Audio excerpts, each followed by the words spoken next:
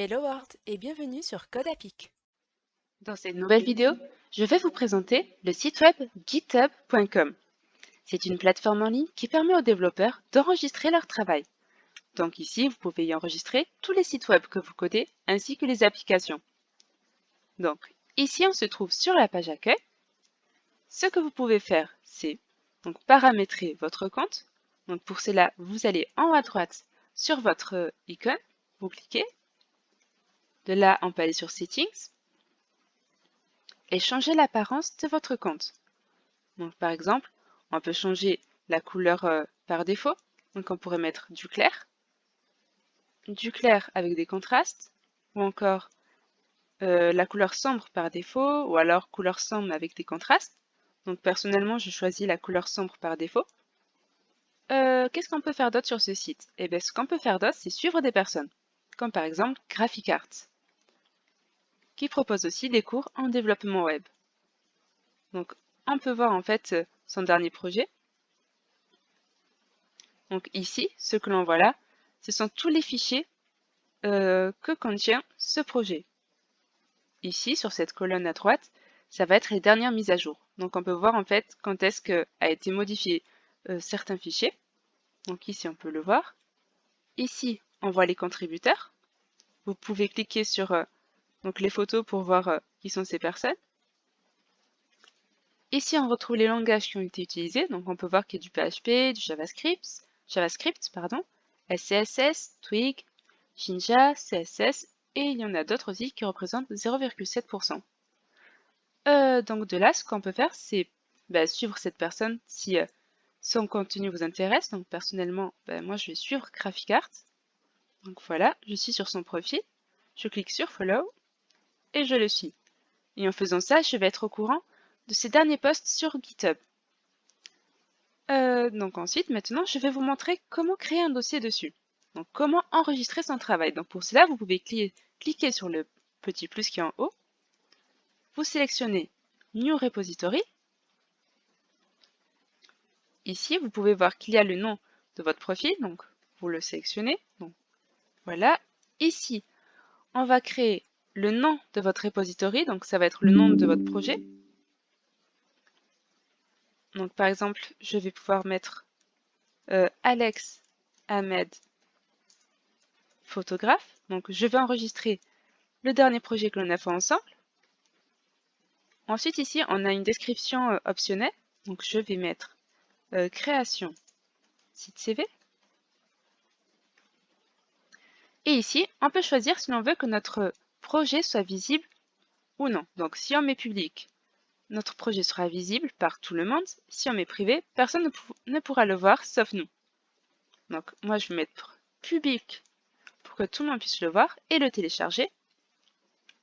Ensuite, l'étape suivante, c'est d'ajouter ou non un fichier README. Donc ça va être, en gros, ça va vous permettre d'ajouter une description plus longue par rapport à votre projet. Donc c'est toujours intéressant de rajouter ça pour que les gens puissent savoir exactement ce qu'est votre projet et à quoi du coup va servir votre code. Une fois que vous avez fini de faire tout ça, vous cliquez sur Create Repository. Et voilà. Donc de là, lorsque vous souhaitez enregistrer votre travail dessus, ce que je vous conseille, c'est de ne pas enregistrer votre travail sur la branche mail. Ici, vous mettrez votre travail une fois qu'il sera complètement terminé. Donc moi, je vais pouvoir le mettre directement ici, mais je vais vous montrer comment ça fonctionne. Donc en fait, ça s'appelle des branches. Ça va être comme des niveaux si vous voulez. Donc par exemple, on pourrait mettre première étape. Hop. Vous écrivez ici le nom de la nouvelle branche et vous cliquez juste ici, Create branche, première étape. On clique et voilà, la branche a été créée.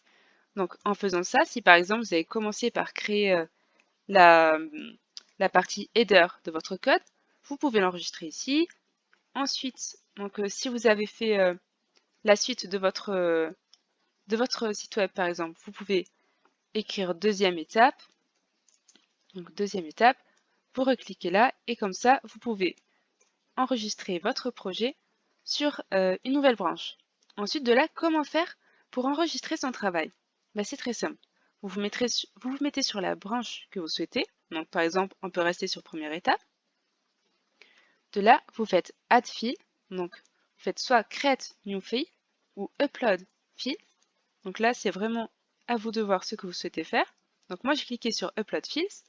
Et de là, je vais juste faire glisser mon dossier. Donc le mien, il est juste ici, c'est Alex Hamed photographe. Je le prends, je le fais glisser et je le lâche. Voilà, donc on voit qu'il y a 10 fichiers, c'est écrit. Et ici, on a notre barre de progression.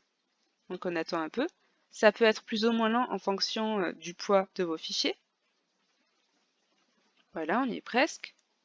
Et au fur et à mesure qu'ils sont téléchargés, ils apparaissent ici. Là, on y est presque. Voilà, là ici c'est téléchargé. Donc de là, ce que je fais, c'est que soit je clique directement là, soit j'ajoute une description optionnelle. Et ici, on me demande en fait si je veux directement enregistrer sur ma branche première étape ou si je crée une nouvelle branche. Donc non, on reste sur la branche première étape, donc c'est bon. Et de là, on clique sur Commit Change. Donc ça télécharge et voilà. Ici, vous avez votre dossier. On va voir comment ça se présente. Donc là, vous avez vos fichiers, donc le fichier HTML. Ici, on a la date de mise à jour, donc c'est maintenant, donc ils mettent Now. Il y a le style.css et ici, on peut voir toutes nos images. Voilà, et quand vous cliquez dessus, elles apparaissent. Ensuite, comment faire pour télécharger ce dossier? C'est très simple.